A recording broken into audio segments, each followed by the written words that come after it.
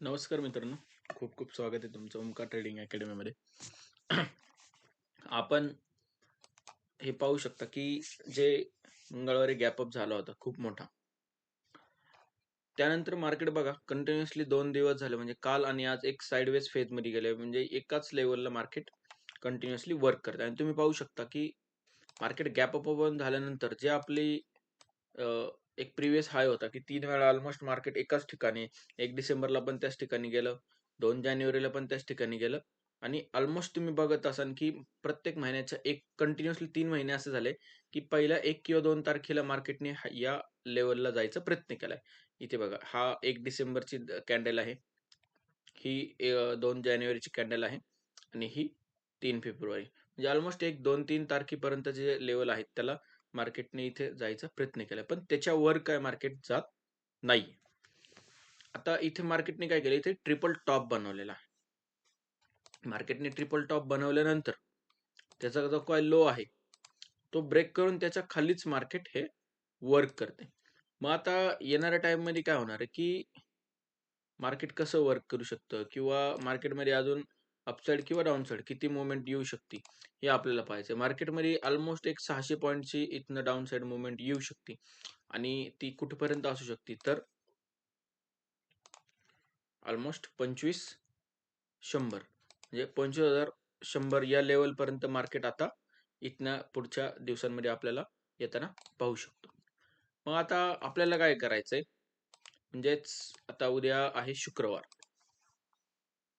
आता तुम्ही पाहू शकता की मार्केट एवढं गॅपअप ओपन झाल्यामुळे झालंय काय, जे कॉल सेलर्स होते त्यांना खूप मोठा लॉस सहन करावा लागला. त्यानंतर काय होतं, 2 दिवस झालं मार्केट कंटिन्युअसली एका फेजमध्ये खेळतंय, आणि प्रीमियम हे झिरो होणार किंवा प्रीमियम डिके होत चाललेला आहे. त्यामुळे त्यांना फायदा होतो, पण जे ऑप्शन बायर्स होते त्यांना इथे कुठेतरी खूप फटका बसताना दिसतोय. तर आता मार्केटने काय केलं की 25,700चा जो सपोर्ट होता त्याच्याच नियर बाय इथे खेळत होतं, आणि त्यानंतर आज 25,642 ला मार्केट क्लोज झालेलं आहे. आता आपल्याला काय करायचं येणाऱ्या दिवसांमध्ये, जोपर्यंत 25,500 याच्या खाली मार्केट क्लोज होत नाही तोपर्यंत आपल्याला पुट साइड साठी विचार करायचा नाही. आलं लक्षात? आता उद्या समजा मार्केट ओपन होईल, फ्लॅट ओपन होईल, थोडं खाली वर करेल किंवा काहीही करेल, जोपर्यंत आपली लेवल येत नाही, ती जी काही आहे 25,500, याच्या खाली जर मार्केट क्लोज झालं, याच्या जर खाली मार्केट आलं, तर आपण डाऊन साइड साठी विचार करून आपलं टार्गेट ऑलमोस्ट अजून 500 पॉईंट, म्हणजेच 25,000 या लेवल पर्यंत मार्केट आपलं खाली जाऊ शकतं.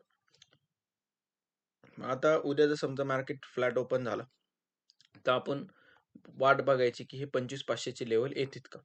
समजा गॅप डाऊन होऊन या लेवलला आलं आणि ही लेवल ही ब्रेक करते, तर नेक्स्ट टार्गेट आपलं पूर्णपणे ओपन आहे. इथे काय होऊ शकतं, या 25,500 ला एक सायकोलॉजिकल सपोर्ट आहे, इथे एखादा बुलिश कॅन्डलस्टिक पॅटर्न बनू शकतो, आणि इथनं मार्केट पुन्हा एकदा अपसाईडला जायला तयार आहे. मग आपल्याला आता काय करायचंय, समजा फ्लॅट ओपन झालं किंवा गॅप डाऊन ओपन झालं, तर 25,500 लेवल पर्यंत आपल्याला वेट करायचं खाली येताना. त्यानंतर एखादी अपसाईड मुवमेंट भेटते का हे पाहायचंय, किंवा मार्केट फ्लॅट ओपन अपसाईडला गेलं किंवा गॅप अप ओपन झालं, जोपर्यंत मार्केट 25,900 ही लेवल ब्रेक करून होल्ड करत नाही, तोपर्यंत आपण आता अपसाईडचा विचार करायचा नाही. आलं लक्षात?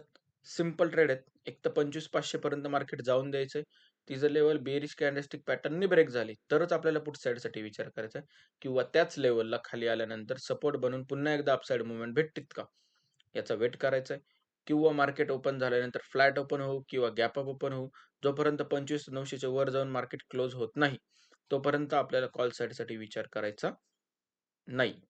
मोस्ट ऑफ द टाईम काय होणार आहे, की मार्केटमध्ये आता एवढा मोठा गॅप अप झाल्यामुळं कॉल सेलर्सला खूप लॉस झालेला आहे. ते एक समथिंग या लेव्हललाच इथे खेळत राहणार बघा अजून. तुम्ही इथे पाहू शकता. इथे मोठी रेड कॅन्डल नंतर 1, 2, 3, 4, 5 दिवस मार्केट कंटिन्यूअस एका लेव्हलला होतं. मोठी रेड कॅन्डल नंतर 1, 2, 3, 4, 5, म्हणजे ऑलमोस्ट 3 ते 4 दिवस इथे याच्यामध्ये काय होणार आहे,